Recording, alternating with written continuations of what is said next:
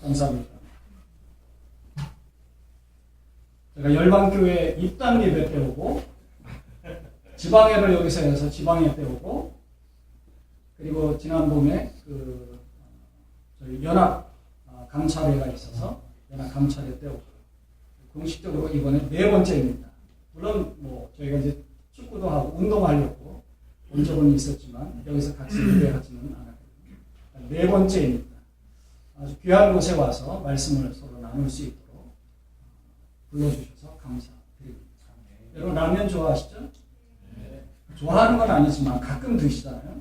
평소에는 우리 전우철 목사님을 통해서 귀한 밥을 드시는 거고 저는 라면이라고 생각하시고 라면으로 그냥 가끔 간식을 든다라고 생각을 하시면 좋을 것 같습니다. 우리 존경하는 전우철 목사님 이렇게 사역 현장에 이렇게 와서 기분 좋게 찬양하고 기도하고 또 말씀을 나눌 수 있게 된 것이 얼마나 감사한지 모릅니다. 제가 느끼는 우리 전우철 목사님은 열정과 에너지의 아이콘입니다. 우리 전우철 목사님 영문 이름이 아브라함입니다. 그렇죠? 네. 근데 저는 항상 느낄 때마다 베드로를 느낍니다. 이게 칭찬인지 뭔지 모르겠지만 사실 아브라함은 순종의 아이콘 아닙니까? 순종하고 하나님 말씀을 따라 나가는. 근데 베드로 하면은 굉장히 열정이 있는 사람입니다. 예수님을 위하여서 물불 가리지 않고 뛰어나가고 예수님을 위하여서 물불 가리지 않고 뭔가 칼도 뽑아내는 그런 사람입니다. 전 목사님 볼 때마다 정말 주님의 사역을 위해서는 그렇게 물불 안 가리고 뛰어드는 그런 분으로 느껴서 참 베드로를 많이 생각하게 합니다. 가이사랴 빌립보에서 사람들은 나를 누구라고 생각하느냐 그런 질문을 하시다가 너희는 나를 누구라 하느냐라고 주님이 질문하셨을 때 베드로가 즉각적으로 주는 그리스도시요 살아계신 하나님의 아들이십니다라고 즉각적으로 이 생각을 했는지 안 했는지 모르지만 평소에 그런 마음을 가졌는지 안 가졌는지 모르지만 그 순간에 즉각적으로 신앙 고백을 합니다. 주님으로부터 칭찬을 받았죠. 저는 전 목사님을 볼 때마다 그런 열정과 에너지와 주님 앞에 그런 신앙 고백과 주님 앞에 정말 순수한 그런 마음들이 있어서 얼마나 좋은지 모릅니다. 그래서 제가 그런 면에서 굉장히 존경을 합니다. 그런 전 목사님을 불러주셔서 감사합니다. 지난주에 이제 전 목사님께서 제가 이제 설교를 요청하시면서 주제가 있는데 요즘 팔복 중에서 온유에 대해서 좀 해달라 그렇게 요청을 하셨습니다. 그래서 저도 이제 지난 한 주간 이 온유에 대해서 말씀을 좀 묵상을 했습니다. 저는 사실 이제 좀 외향적인 사람은 아닙니다. 내향적인 사람이고 좀 조용한 편입니다. 사람들하고 이렇게 막 말을 하는 그런 편은 아니고요. 그냥 조용히 할 말만 하는 사람입니다. 아마 전 목사님은 저를 그런 것을 보고 온유한 사람이구나 라고 생각해서 아마 온유에 대해서 설교를 부탁하셨는지 모르겠습니다. 근데 저는 사실 온유라는 것을 여러분도 이제 좀 경험을 해보시면 알겠지만 또 말씀을 묵상해 보시면 아시겠지만 온유한 것과 조용한 것과는 사실 다릅니다. 여러분 창세기에 보면은 창세기 25장에 야곱을 이야기하면서 조용한 사람이라고 이야기합니다. 에서는 사냥꾼인 거로 밖에 나가서 사냥을 하지만 야곱은 조용한 사람으로 장막 안에 거한 그런 표현을 하고 있습니다. 그 야곱을 통틀어서 온유한 사람이다라고 얘기하지는 않거든요. 성경에서 직접적으로 온유한 사람이라고 하는 사람은 두 명이 나옵니다. 물론 우리 예수님이 계시고요. 그리고 모세입니다. 여러분이 잘 아는 모세가 그러합니다. 모세는요, 민수기에 보면 모세를 표현하면서 이 사람 모세는 온유함이 지면의 모든 사람보다 승하더라라고 표현합니다. 예수님도 그렇죠. 마태복음 11장 29절에 나는 마음이 온유하고 겸손하니 나의 멍에를 메고 내게 배우라. 이렇게 말씀하십니다. 근데 이 두 분을 보면은요, 조용하고 부드러운 성품을 가진, 물론 이제 이것도 있지만 그것만이 전부가 아니라는 것을 알 수 있습니다. 모세가 애굽에 있을 때 어떻게 했어요?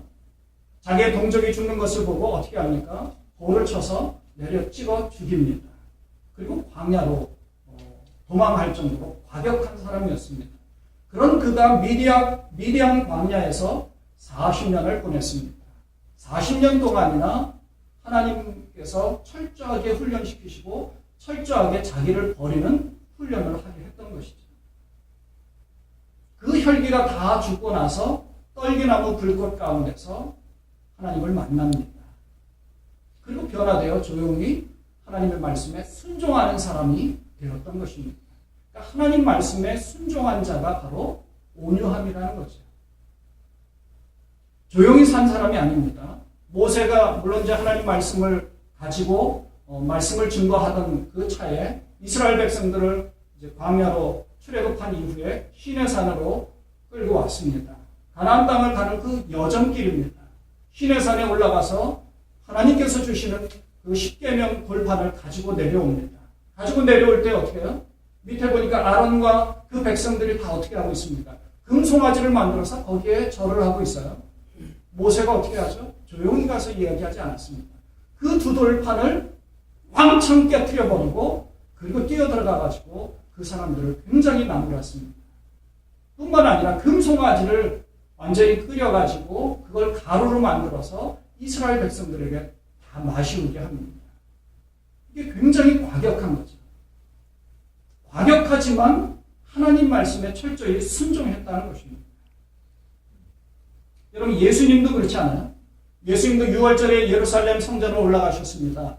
예루살렘 그 성전에 가서 보니까 양을 파는 자들이 있고 소를 파는 자들이 있고요. 장사하는 사람들이 돈을 바꿔줍니다. 당시에 어린 양으로 이제 번제를 드리잖아요. 멀리서부터 양을 잘 데리고 옵니다. 근데 그 양이 흠 없는 양으로 번제를 드려야 했거든요. 근데 이 제사장들이 조그마한 트집을 잡습니다. 자기네들이 키운 양을 바꿔서 그것으로 사게 합니다. 그걸로 이득을 취하는 거죠. 예수님께서 그것을 보시고 노끈으로 채찍을 만들어서 그 모든 상을 다 휘저어 엎어버리셨습니다. 굉장히 과격한 것이죠. 굉장히 과격하지만 이 과격한 의로운 분노가 이 속에서부터 우러나왔는데 이 과격함이 무엇이냐면 하나님 앞에 순종하지 않는 것에 대한 거룩한 분노라는 것이죠. 이것이 바로 온유라는 것입니다. 단순하게 조용한 자가 온유가 아니라는 것이죠. 그래서 도대체 온유함이 뭔가 그래서 저도 지난주에 이제 온유함의 사전적 의미를 한번 찾아봤습니다. 온유라는 말은요, 헬라어로 프라우스라는 말이라는데 이런 표현이랍니다. 야성을 가지고 있는 사나운 짐승들이 훈련되어져서 길들여졌을 때, 그래서 주인의 말에 순종을 잘하는 그 모습이 온유라고 한다는 것입니다. 그게 프라우스라는 거예요. 프라우스. 그러니까 호랑이나 사자들을 훈련시켜서 주인의 말에 잘 복종시킬 때, 잘 복종하는 그 모습. 그러니까 사나운 개가 사람에 의해서 잘 훈련되어진 상태가 바로 이 온유라는 것이죠.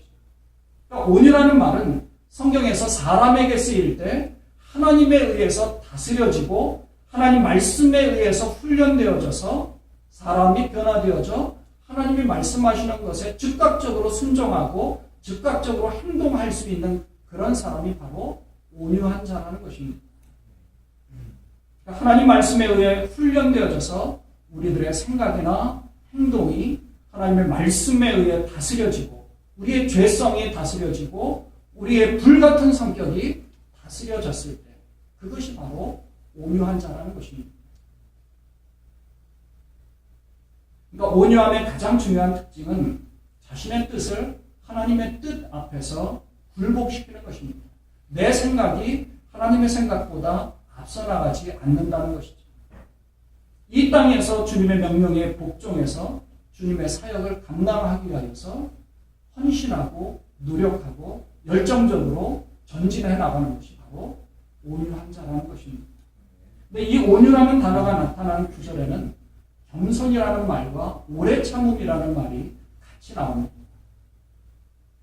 예수님이 조금 전에 읽어드린 것처럼 마태복음 11장 29절에 보면 나는 마음이 온유하고 겸손하니 나의 멍에를 메고 내게 와서 배워라 라고 말씀합니다. 온유하고 겸손하니.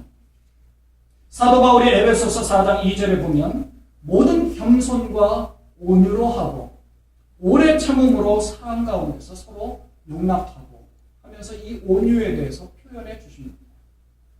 골로새서 3장 12절에 보면 그러므로 여러분은 하나님의 택하신 거룩하고 사랑하신 자처럼 긍휼과 자비와 겸손과 온유와 오래 참음으로 옷 입어라 라고 말씀하는 것입니다. 그러니까 겸손, 온유, 오래 참음 이런 것이 같이 묶어져 있다는 거죠. 그러니까 성령의 열매 중에 오래 참음이 있고요, 온유가 있고요, 절제가 있습니다. 이런 게 다 연관되어져 있다는 것입니다. 그러니까 온유한 자가 복을 받는다 하는 것은 바로 절제하고 오래 참고 그리고 겸손한 자의 모습이기 때문에 모든 사람들이 그 사람을 미워할 이유가 없다는 거죠.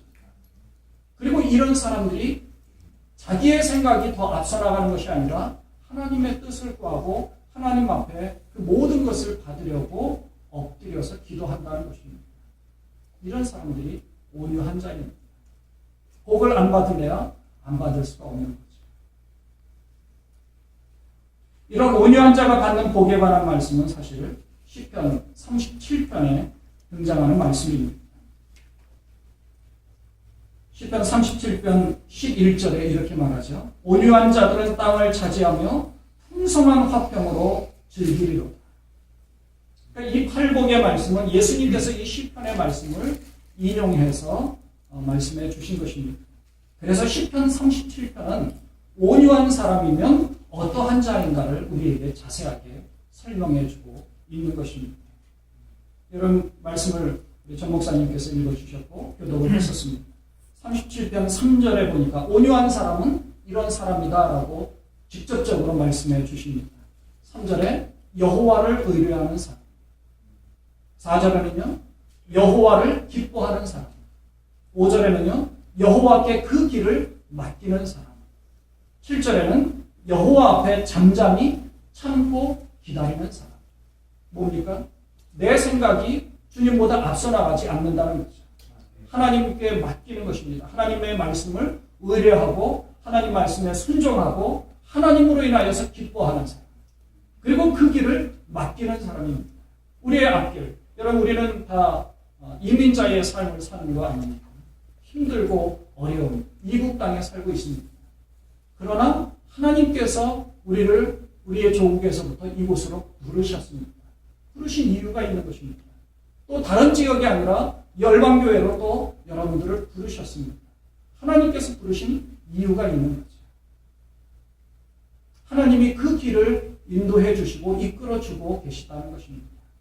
하나님께서 해주시는 그것에 자기 자신을 맡길 때 그 사람이 바로 온유한 자라는 것입니다. 그리고 이제 9절에서 대저 행악한 자는 끊어질 것이나 여호와를 기대하는 자는 땅을 차지하리로다. 11절에 반복적으로 강조해주고 있습니다. 온유한 자들은 땅을 차지하며 풍성한 화평으로 즐기리로다. 결국 온유한 사람은 하나님을 의지하고 하나님을 기뻐하고 하나님께 그 길을 맡기고 오래 걸리지만 꾸준히 완주하기 위하여서 천천히 잠잠히 기다리며 주님의 뜻을 조금 실천해 나가면서 전진해 나가는 그런 사람입니다. 이런 분들이 겸손하고 오래 참고 절제하고 그리고 하나님의 뜻을 구하는 거죠. 그렇다면